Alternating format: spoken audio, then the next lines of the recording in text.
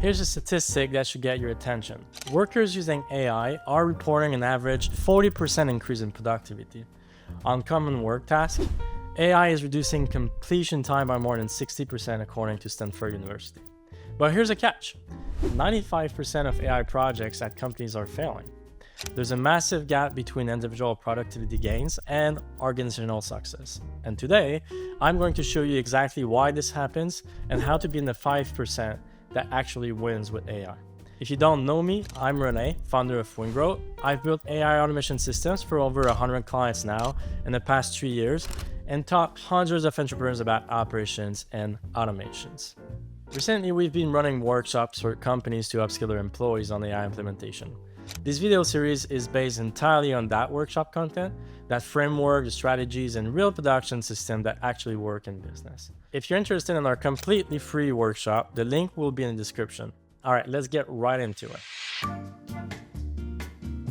So why are 95% of AI projects failing, while individual workers are seeing massive gains? Most people in companies don't understand the fundamental approach to using AI. They use it randomly, inconsistently, and without any structure. According to McKinsey, 88% of organizations now use AI in some form, but 2/3 are stuck in pilot mode, experimenting but actually never scaling and never getting any return on investment. But there's an even bigger problem. Recent studies from MIT and Microsoft found that over-reliance on AI for critical thinking actually degrades our cognitive abilities. You could be getting short-term productivity gains while literally making yourself dumber in the long run. So we're facing three realities: massive individual productivity gains, 40 to 60%, organizational failure to scale, 95% failing, and risk of cognitive decline from incorrect usage. But the question isn't whether to use AI, that ship has sailed. The question is, how do we capture the gains while avoiding the pitfalls? And here's the answer. After implementing AI systems for over 100 businesses, I've learned it's not about what AI tool you use, but how you use it. There are two fundamental approaches. AI as a co-pilot and AI as autopilot. AI as a co-pilot means using AI as your active thinking partner. You're in the conversation, you're engaged, you're the one doing the critical thinking while AI amplifies your work. And AI as autopilot means AI works for you in the background, handling tasks automatically through automation systems without your active involvement. This is where you combine AI with tools like NAN to create fully automated business processes. And this series, we're focusing entirely on AI as a co-pilot because this is where most people are failing. And it's the foundation you need before you can even build effective autopilot systems. If you can't use AI effectively as your thinking partner, you'll never build automation that works. Let me introduce you the 4 concepts that determine whether you're in the 95% who fail or the 5% who win with AI as a co-pilot. Most people open a new AI chat, ask a question, get an answer, close the app, and never look at it again. This is what I call a throwaway chat. The problem? Every time you do this, you're giving your AI amnesia.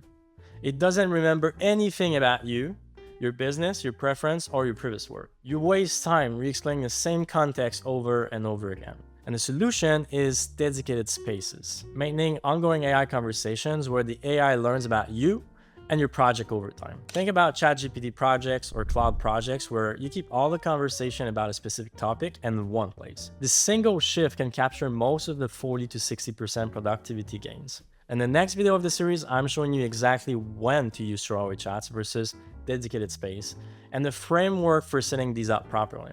Here's where most people lose 80% of AI value.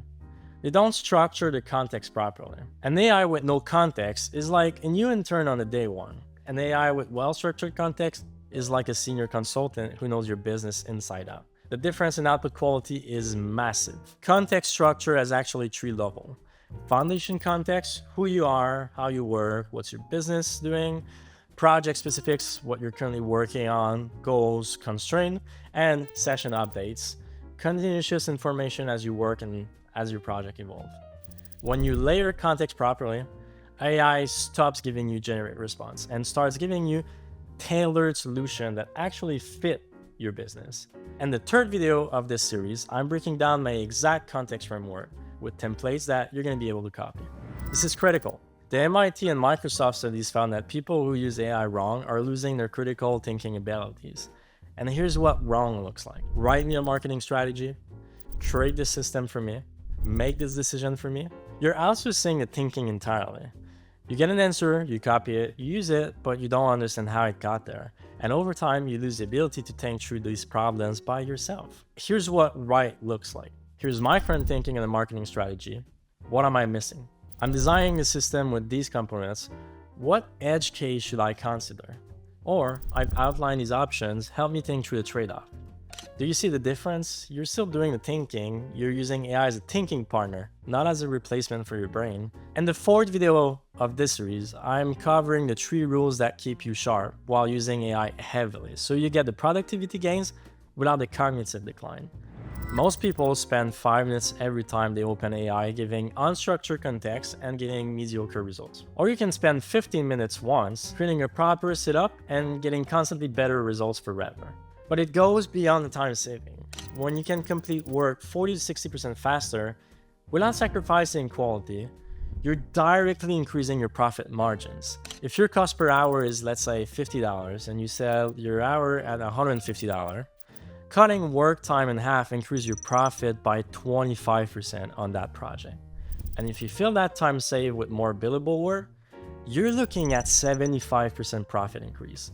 That is the compounding power of proper AI implementation. Companies that understand this are the actual 5% that succeed.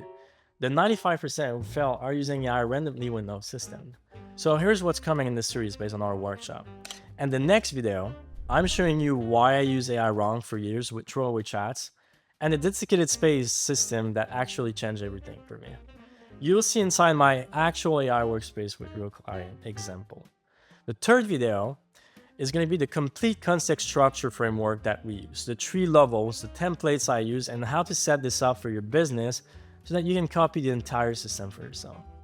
And the fourth video is going to be about the 3 rules that keep you sharp while using AI. How to avoid the cognitive decline, maintain your expertise, and use AI as a thinking partner instead of a crutch. This is the same content that we teach in our workshops to help companies implement AI successfully. Again, if you want to access the completely free workshop that we offer, the link is going to be in the description.